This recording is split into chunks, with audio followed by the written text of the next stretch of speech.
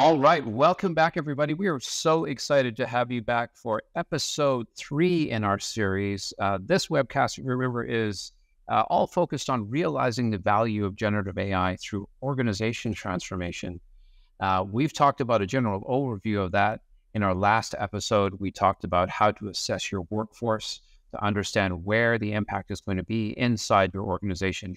And today, recognizing that generative AI brings new capabilities to an organization, we're going to talk about, the perspective on what are the new skills you're going to require in your organization, and what are the training imperatives that you need to think about. My name is Ian Lee. I'm VP of Generative AI Advisory here at Cognixia and Organization Transformation. I'm so pleased and excited to have joining me today Rich Bowers, who's our VP of Digital Learning and Development at Cognixia. Rich, welcome. Tell our audience a little bit about yourself. Yeah, no, thank you for the introduction, Ian, and I'm happy to be here. I've been in learning and development now for over 10 years and a very high focus on generative AI and AI for the past year and a half, utilizing my technical team skills as well as my previous expertise. Oh, that's fantastic. And again, we're really looking forward to getting some of your commentary and expert perspective on this. And where I think we're starting from today is under the understanding that I think it's commonly held and it continues to be proven out day to day that the implementation and enablement of Gen AI across an organization is meant to give us incredible productivity gains across any number of different roles in any number of different functional groups across the organization. But in order for that to be successful, there's going to be a new and broad range of skills that are going to be required. And we like to think of it here at Cognixia in terms of like two broad tranches. And that is, as you and I have talked about, those that are Gen AI creators, as well as those that are Gen AI consumers. And those aren't mutually exclusive. People can play the part of both. But when we think about what skills you're going to need to actually be able to architect and build solutions, as well as use them really effectively, then it opens up a world of consideration around what you need to learn and be able to put in practice. And so let me start with a question to you around, this may sound overly simple, but I think it's a really important question. Why do we believe that training and upskilling is really important when we think about this path towards Gen AI transformation across all industries? Sure. So I think it really starts off with the fact this is a new, quickly advancing technology. And most people, you don't know what you don't know. And that is exacerbated tenfold by the amount of updates that occur week over week with this product, that product, every product under the sun now has AI in it. So where I always like to recommend individuals start their learning or start their infusion of Gen AI or AI into their corporation is realizing that everyone can know Gen AI, kind of that creator consumer piece that you just talked about, and map the objectives for each individual and figure out a way that they can be implemented as long as there's some efficiency benefits that you foresee. And even if there isn't, try it out for a quick second. See if you can find those efficiencies if there is. And the last part that I always recommend, now we're a little biased, but is to partner with Gen AI experts, individuals who eat, sleep, and breathe how to utilize these technologies and tools to create that efficiency for the individual and the organization. So I hope that answers your question, Arian. Yeah, absolutely. And one of the interesting things I've observed too is that age really isn't a factor in terms of what we're seeing around people and individuals that are living and breathing that every day. You got, you sort of classic sort of digital natives and people that are very comfortable with technology, but we're seeing uptake in an older generation as well. Some of them are actually using it to great benefit. Our president has been doing this. It's unbelievable to see the spectrum of people that are really taking this on. And against that backdrop, how can companies effectively identify what are the skills that are needed for either their specific industry or against their business goals or against the different role types that they have in the organization? How should they be thinking about that? Yeah, so that's a great question. That's what a lot of companies and individuals are thinking about. And the first part to really dive into is realizing what your end goal is.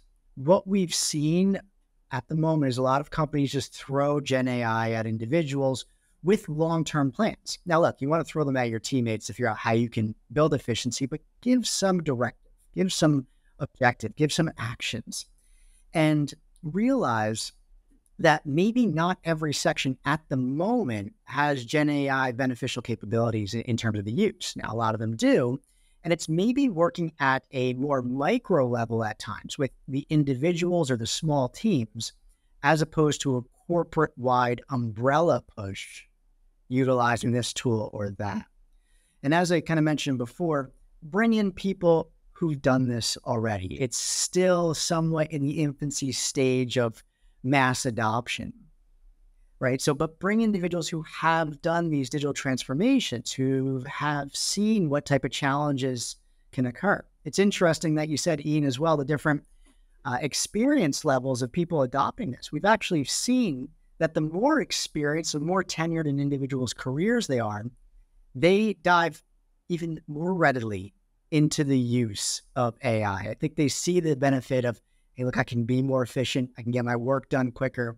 Whereas a lot of digital natives kind of just expect it to happen. And that's where that training comes in, right? Not only they utilize the tool, but for the digital mindset incorporated as well.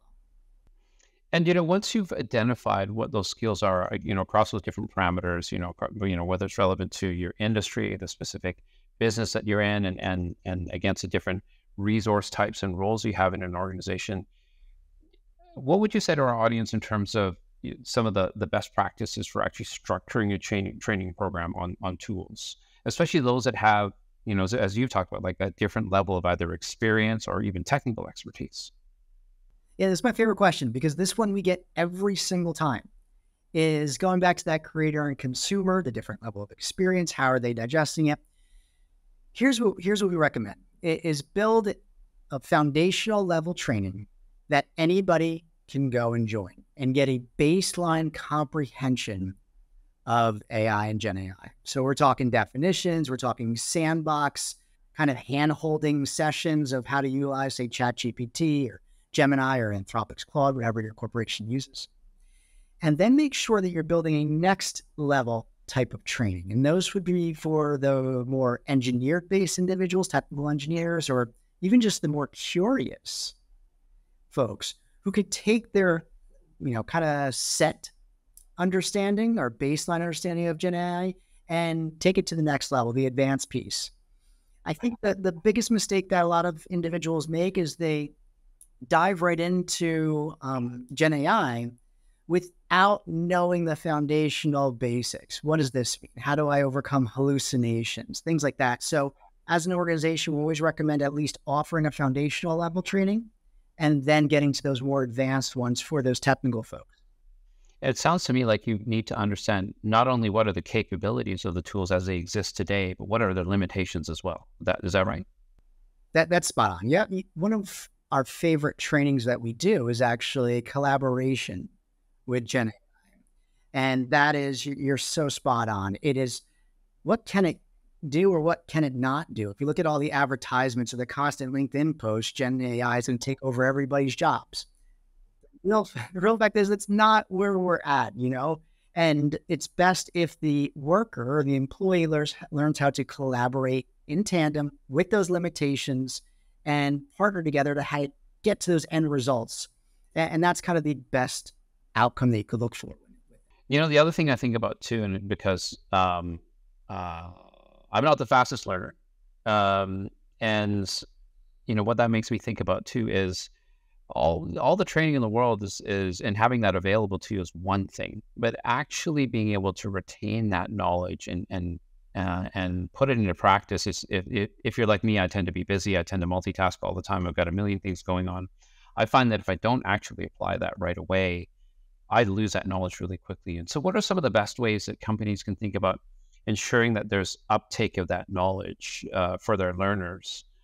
Once you've identified, what are the training programs, how you want us to structure them, and how and having rolled out those training programs. Great. And that's not uncommon, right? With these technologies, you have to use them. You have to practice them, especially with all the changes that go on. So first off is that we highly recommend a training program. Now, corporations do not necessarily have their own training program on Gen AI. We highly recommend giving these type of resources to start, right? Then implement a testing or assessment or projects that people can not only understand definitions, but actually put into action use cases or what they've known. Too often, learning teams will just provide information kind of thrown at people and say, cool, we checked the box.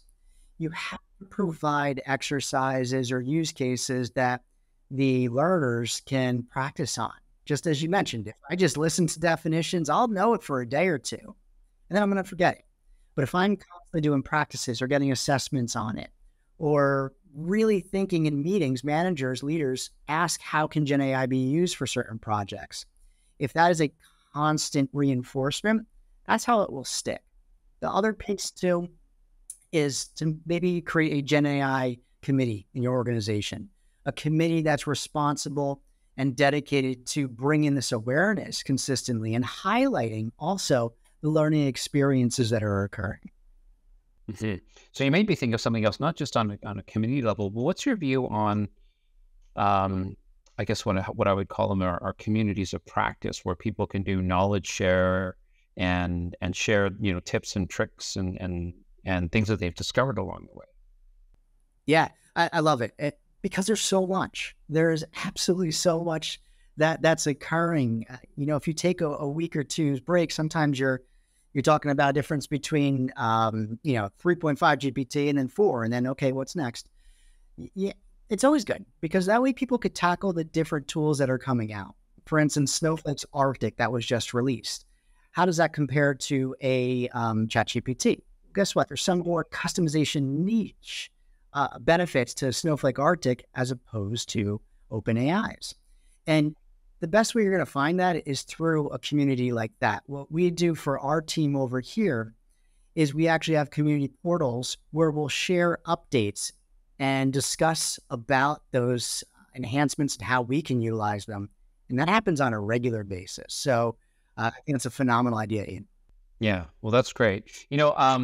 I think that we've covered a lot of ground in a very short period of time here, and I hope that our audience has felt like there's some tips and there's some nuggets of experience and wisdom in there that will help guide them on their journey as it relates to really embedding generative AI as a skill set inside the organization. I'm going to throw you, as we wrap up today, I'm going to throw you a little curveball question.